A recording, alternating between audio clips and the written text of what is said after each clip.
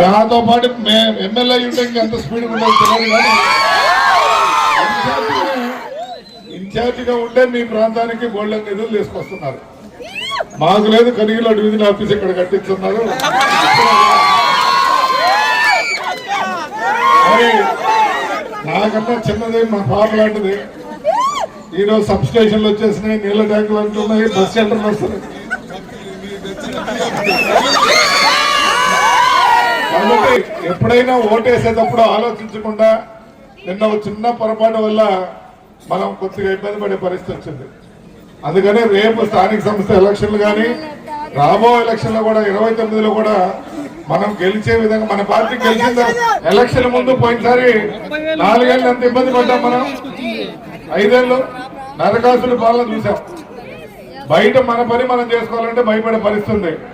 అందరం కష్టపడి యువకాలంలో నారా లోకేష్ గారి ఆధ్వర్యంలో మనందరం రాష్ట్రం మొత్తం ఆయన 3500 కిలోమీటర్లు తిరిగి మన ప్రభుత్వాన్ని మళ్ళీ అందరం కష్టపడి తెచ్చుకొని మన జాతీయ అధ్యక్షులు నారా చంద్రబాబు నాయుడు గారి సూచనల ప్రకారం నడుచుకుంటూ అధికారం తెచ్చుకున్న అధికారాన్ని మరుసటి రోజు నుంచి ఎట్టపోగొట్టాలని మనం ప్రయత్నం చేస్తూ ఉంటాం. అది కాదు మనం చేయాల్సింది.